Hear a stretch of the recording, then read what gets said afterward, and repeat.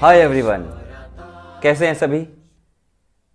Welcome to परीक्षा ई tutor और मैं हूं आपका अपना विक्रम धारिया। स्टूडेंट्स, बहुत सारे लेक्चर्स हम कवर कर चुके हैं डिस्ट्रिक्ट्स के बारे में, इंपॉर्टेंट डिस्ट्रिक्ट के बारे में, उन जिलों के बारे में जो बातें आपने जानी हैं अभी तक। आई थिंक आपने वो सारी बातें अभी तक याद की होंगी और उनको रिवाइज कर करके दोबारा रिवाइज कर करके आपने सारे वीडियोस को देखा होगा। जैसा कि आप सभी जानते हैं, लेवल 1 कोर्स है और इसमें आप कांस्टेबल, क्लरिकल या फिर आप जितने भी मीडियम लेवल के जो एग्ज़ाम हैं आपके स्टेट में, हिमाचल प्रदेश में, उन सब के लिए क्वेश्चंस यहाँ से आपको बनते हैं जो मैं आपको यहाँ पे इस पूरे कोर्स में करवा रहा हूँ। बल्कि उससे भी मैं आपको बताना चाहूँ, उससे भी मैं ज़्यादा ही करवा रहा हूँ थोड़ा सा। लेकिन अगर आपको HAS लेवल, अलाइड सर्विसेज या नायब तहसीलदार जैसे एग्ज़ाम की तैयारी करनी है तो इस लेवल से थोड़ा सा और ऊपर उठना पड़ता है एडवांस कोर्स के लिए, जो कि हमारे प्लेटफॉर्म पर अवेलेबल है। वो एडवांस लेवल का कोर्स जिसमें हिस्ट्री बहुत ही डीपली जो है वो फॉलो की जाती है और पंचायती राज, इकोनॉमिक्स जो है हिमाचल प्रदेश की, बजट, इन सब से जुड़ी हुई बहुत सारी चीज़ें उसके अंदर जो है कवर की जाती हैं, वो आपको वहाँ पे अवेलेबल होंगी। यहाँ पे सिर्फ पॉइंट टू पॉइंट जो कि आपको लोअर लेवल एग्जाम में या फिर मीडियम लेवल एग्जाम में आपको हेल्प करेगा, ठीक है। उतना अगर आप उसी एग्जाम पे फोकस कर रहे हैं, लोअर लेवल जैसे कांस्टेबल हो गया, जैसे क्लरिकल हो गया, तो फिर इतना अधिक पढ़ने की आपको आवश्यकता नहीं है, उतना आपको टेंशन लेने की जरूरत नहीं है, ठीक है। इतना बहुत है जितना इस कोर्स में आपने अभी तक किया और जो आगे अभी आप करेंगे। तो चलिए स्टार्ट करते हैं आज का हमारा अपना आज का लेसन। वो है बिलासपुर डिस्ट्रिक्ट के बारे में कंप्लीट इन्फॉर्मेशन, जो कि आपको एग्जाम में काफ़ी हेल्पफुल रहेगी। तो जैसे लोकेशन देखिए, आपको यहाँ पास ये है बिलासपुर डिस्ट्रिक्ट, बिलासपुर। और बिलासपुर जो है वो देखिए ऊपर यहाँ पे हमीरपुर है, ठीक है, और ये आपका मंडी है, देन ये आपका ऊना है, ठीक, ये आपका शिमला है, देन ये आपका सिरमौर है। तो सॉरी, ये शिमला नहीं ये आपका सोलन है। तो इस तरीके से आपको ये सारा जो है वो, ये बिलासपुर डिस्ट्रिक्ट इस चारों तरफ घिरा हुआ है यहाँ पर। और बिलासपुर डिस्ट्रिक्ट में जो है वो आप देखेंगे दूसरे राज्य की बाउंड्री भी शेयर होती है, ठीक है। अब देखते हैं कुछ बेसिक फैक्ट्स बिलासपुर के बारे में। सबसे पहले इस्टेब्लिशमेंट बिलासपुर की 1 जुलाई 1954, 1 जुलाई 1954। डिस्ट्रिक्ट हेडक्वार्टर जो बिलासपुर का है वो है बिलासपुर में ही, और एरिया है 1167 किलोमीटर स्क्वायर किलोमीटर। पॉपुलेशन 3,82,056 2011 के मुताबिक। ग्रोथ रेट की बात करें तो 12.08% ग्रोथ रेट है। ये कुछ बेसिक स्टैट्स हैं जो आपको हर डिस्ट्रिक्ट पढ़ते हुए आपको याद करने पड़ते हैं, एक बार देखना पड़ता है। सेक्स रेशो 981, बिलासपुर की सेक्स रेशो कम है। विलेजेस जो है वो 1061। लिटरेसी यानी साक्षरता हमारा रह गया था यहाँ पर 85.87%।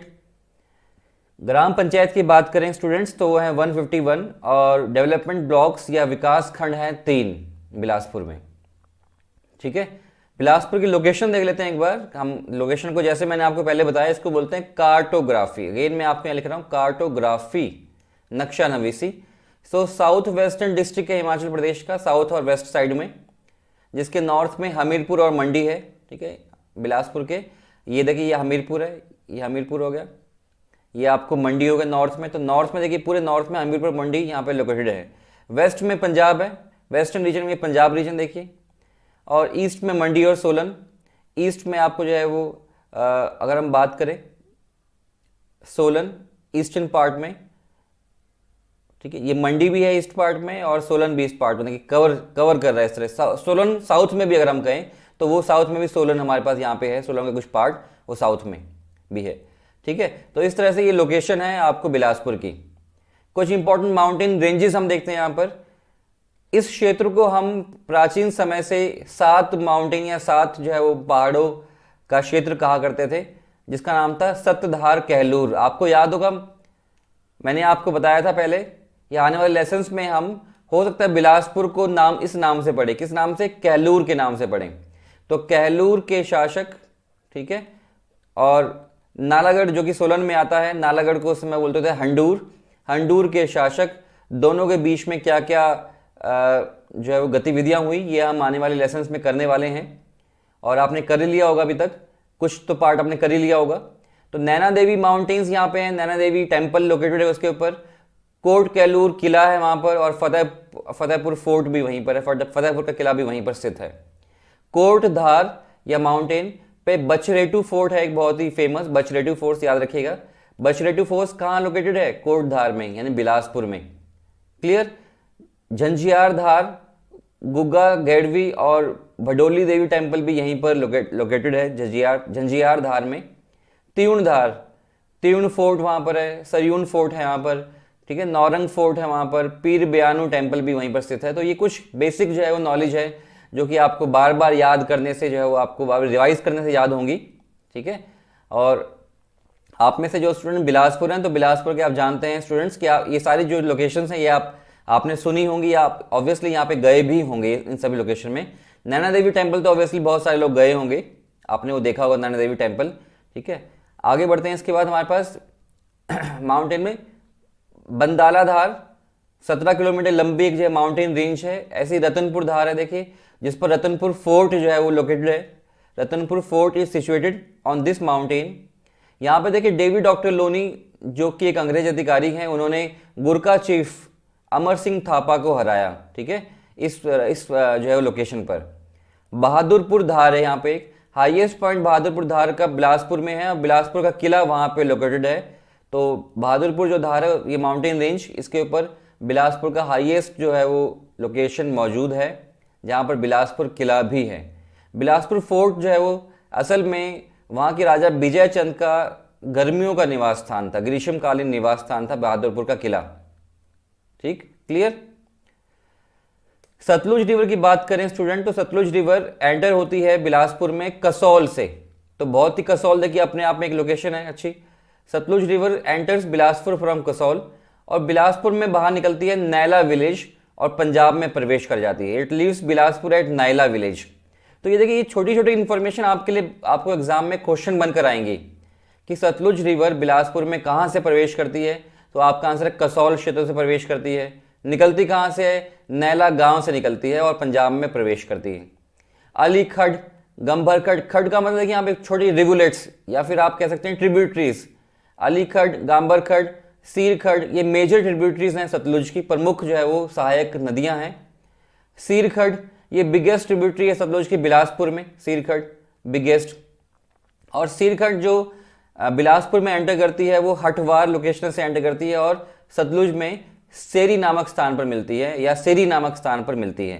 तो सारे पॉइंट बिल्कुल एक तरह से आप कह सकते हैं कि जूस के रूप में आपके सामने, जैसे जूस एक्सट्रैक्शन होती है, तो सारे पॉइंट अपने आप में इंपॉर्टेंट है यहाँ पर, ठीक है। तो अलग अलग वेरियस सोर्सेज से आपके सामने ये पॉइंट्स लाए गए हैं, तो इनके बाहर आपको कोई क्वेश्चन नहीं आने वाला, क्लियर। आगे बढ़ते हैं। इसके बाद गांबर खड की बात करें, गांबर रिवुलेट की बात करें, तो ये ऑरिजिनेट होती है तारा देवी शिमला से। तारा देवी शिमला भी ऑब्वियसली आप में से बहुत सारे लोग गए होंगे। तारा देवी शिमला ये टेम्पल है बहुत ही हाइट पर, और ये एंटर करती है बिलासपुर में Neri village, enters in Neri village of Bilaspur. तो बिलासपुर में नेरी विलेज से ये जो है ये एंटर करती है। अली खड की बात करें इस रिवर की, it originates from Arki Solan and enters at Kothi Harar इन बिलासपुर। तो बिलासपुर में कोठी हरार से इस नामक लोकेशन से एंटर करती है अली खड। अली खड जो है वो सतलुज में बेरी घाट नामक लोकेशन पर मिलती है, ठीक है।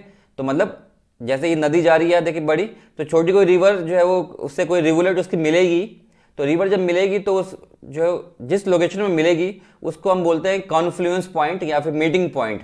तो यहाँ पे मान लीजिए ये बड़ी नदी सतलुज है और छोटी नदी यहाँ पे अली खड है। अली खड जो बेरी घाट नामक लोकेशन पे मिलती है सतलुज से, इस तरह से। देखिए एक और बात आपको ज्योग्राफी में बताता हूँ मैं, ध्यान रखिएगा कि मान लीजिए कोई रिवर है तो रिवर की डायरेक्शन इस तरह से है मान लीजिए, है ना, तो रिवर दूसरी कोई छोटी रिवर से आगे मिलेगी, ठीक, इस तरह डायरेक्शन में, तो उसकी देखिए आपको यहाँ पे वो उसकी सहायक नदी कही जाती है, ठीक है। कुछ नदी ऐसे भी होती हैं जो उल्टी दिशा से आकर अपनी मेन जो है रिवर में मिलती हैं, उल्टी दिशा से आने वाली, तो उनको जो है वो जो रिवर्स हैं वो उन रिवर को आप विपरीत दिशा से आने वाली सहायक नदी के नाम से जानते हैं, ठीक है। विपरीत दिशा से आने वाली सहायक नदी और सेम उसी डायरेक्शन में आने वाली सहायक नदी, ठीक, क्लियर। तो चलिए अगर हम बात करें कि बिलासपुर में वाटर टैंक्स, पानी को स्टोरेज करने या लेक्स का इंतजाम, या लेक्स कितनी है वहां पर, तो लोकली इन ऐसी लोकेशंस को जहाँ पे पानी स्टोर होता है उनको टोबा बोलते हैं। पंजाबी भाषा में भी आप टोबा मतलब समझ सकते हैं कि पानी, कोई ऐसी लोकेशन जहाँ पे पानी खड़ा है। तो जगत खाना जो टैंक है या टोबा है 1874 में हीराचंद ने बनवाया था।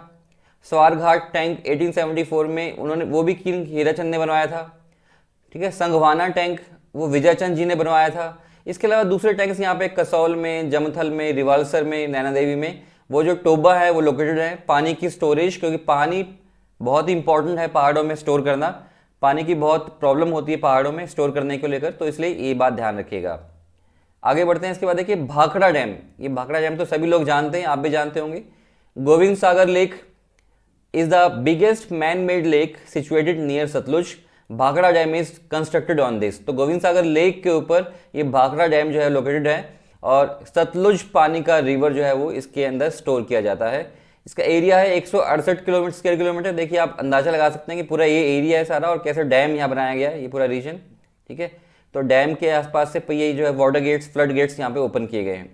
इसको शुरू किया गया था 1963 में, कमीशन।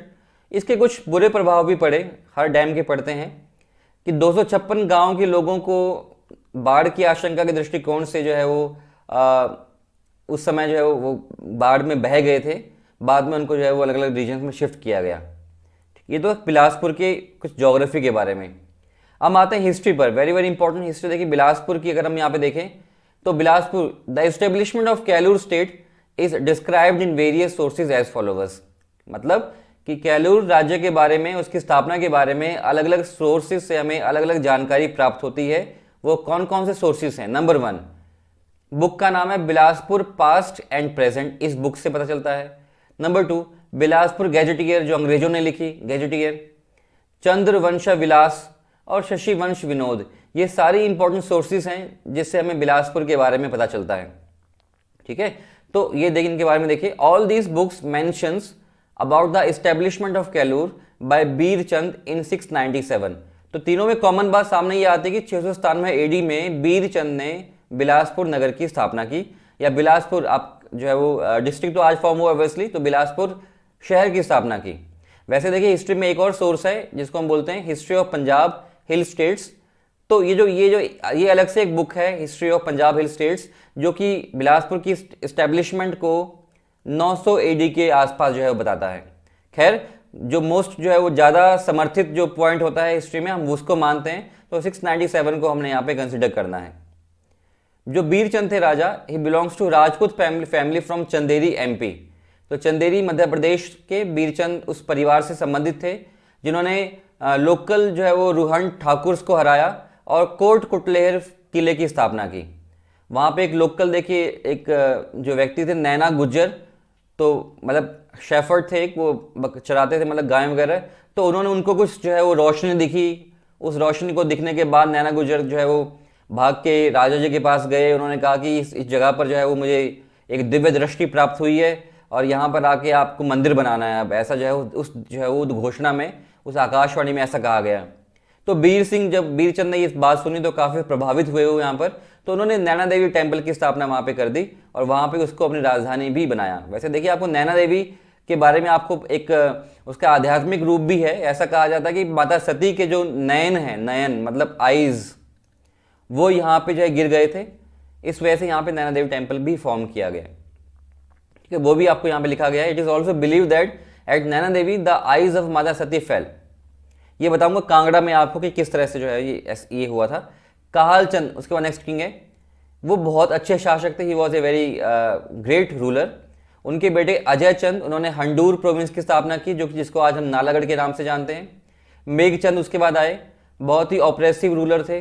लोगों ने उनके अगेंस्ट रिवोल्ट किया और उनको जो है वो कैलूर से बाहर निकाल दिया। ठीक है, उसके बाद वो कुल्लू गए और उन्होंने फाइनली जो है वो इल्तुतमिश की सहायता से, इल्तुतमिश जो एक दिल्ली सल्तनत के सुल्तान हैं इल्तुतमिश, और जो आप कह सकते हैं कि एक तरह से इल्तुतमिश जो है वो वहाँ से दिल्ली सल्तनत जो है वो सांकेतिक रूप से शुरू हुई। अदरवाइज हम देखते हैं कि जो गुलाम थे, गुलाम वंश के एक जो है वो एक सुल्तान थे, इन्होंने मदद की मेघचंद की। ठीक है, और मेघचंद ने फाइनली जो है वो फाइनली दोबारा से जो है वो बिलासपुर को हथियाया, अपने आप कब्जे में किया।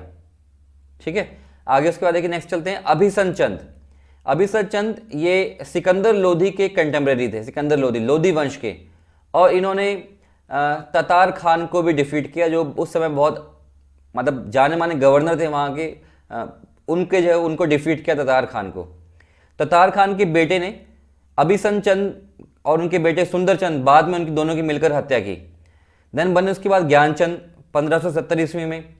तो कैलूर इनके समय में, जो कैलूर या बिलासपुर है, वो मुगलों के अंदर, मुगलों के अधीन हो गया। ठीक है। ज्ञानचंद अकबर के समकालीन थे, उन्होंने इस्लाम धर्म को कबूल किया मुगलों के संपर्क में आकर, और उन्होंने जो है वो मुगलों के वॉइसरॉय थे, सरहिंद के वॉइसरॉय, जिनके संपर्क में आकर ज्ञानचंद जी ने इस्लाम धर्म को कबूल किया।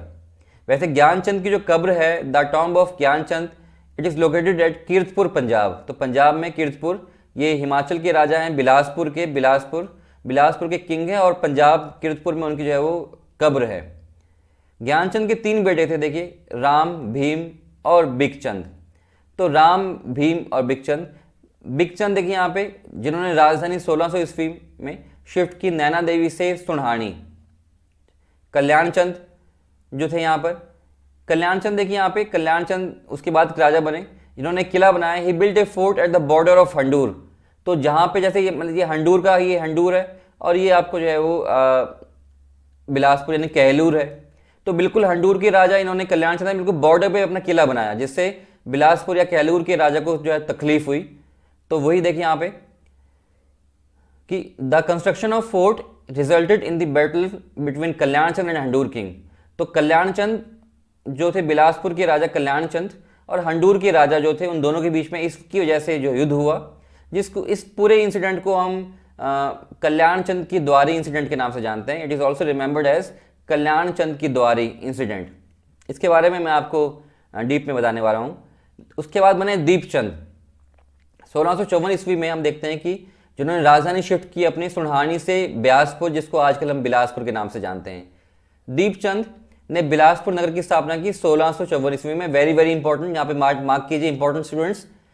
1654 में दीपचंद ने फाउंडेशन रखी किसकी, बिलासपुर की, और धौलराम महल की स्थापना भी की। 1667 में नादौन में उसे जो है वो पॉइजन मील देकर, यानी जहरीला भोजन देकर उनकी हत्या कर दी गई। ठीक है। तो उन्होंने, देखिए, दीपचंद जी ने बहुत ही इंपॉर्टेंट एक जो है नारा चलाया था, राजा को जय देव, राणा को राम राम, मियाँ को जय जय। किसने चलाया? दीपचंद जी ने चलाया। क्यों? वो एक पोजीशन दिखाने के लिए, एक अपने कि राजा को जय देव, राजा को बिल्कुल देव की तरह पूजिए, राणा को राम राम, राणा देखिए वहाँ पे लोकल मिलिट्री लीडर, और मियाँ जो कि धार्मिक गुरु हैं, उनको जय जय। तो तीनों को आप आदर कीजिए, और प्रशासनिक रूप से जो है उन्होंने अपनी व्यवस्था को इस प्रकार से चलाया दीपचंद जी ने बिलासपुर में। उनके बाद बने भीमचंद। 1667 से 1712 20 साल तक रहे।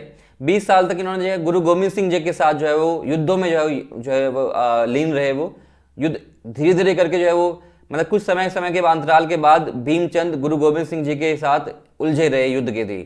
ठीक है। तो भीमचंद देखिए पूरी इसकी हिस्टोरिकल इनका पूरी कहानी है बड़ी, कि कैसे सफ़ेद हाथी के लिए गुरु गोविंद सिंह के पास जो था, उनके लिए भीमचंद उनसे नाराज़ हो जाते हैं, कभी उनके अगेंस्ट चले जाते हैं, कभी उनके पास चले जाते हैं। तो पूरा वो एडवांस कोर्स में देखिए इसके बारे में पूरा मैं आपको बताऊंगा कि भीमचंद और गुरु गोविंद सिंह जी के बारे में, उनका पूरा क्या इतिहास था दोनों के बीच में। खैर अभी आपको इतना आवश्यकता यहाँ पे नहीं है। गुरु गोविंद सिंह जी जो है वो उन्होंने उनको हराया 1682 में, 1685 में, 1686 में और 1700 ईस्वी में। तो बार बार हारते थे भीमचंद, लेकिन फिर भी नहीं मानते थे। ठीक है। फाइनली पीस ट्रीटी, समझौता, शांति समझौता दोनों के बीच साइन हुआ 1701 ईस्वी में, और उसके कुछ सालों बाद ही भीमचंद 1712 में उनकी जो मौत हो गई। गुरु गोविंद सिंह कहलूर गए 1682 ईस्वी में, कहलूर गए थे। ठीक है। फर्स्ट जब पहली बैटल हुई, गुरु गोविंद सिंह विजिटेड कहलूर इन 1682। तो ये बात आपने ध्यान रखनी। देन उसके बाद है अजमेर चंद। 1712 से लेकर 1741 इन्होंने अजमेरगढ़ फोर्ट की स्थापना की हंडूर बॉर्डर पर।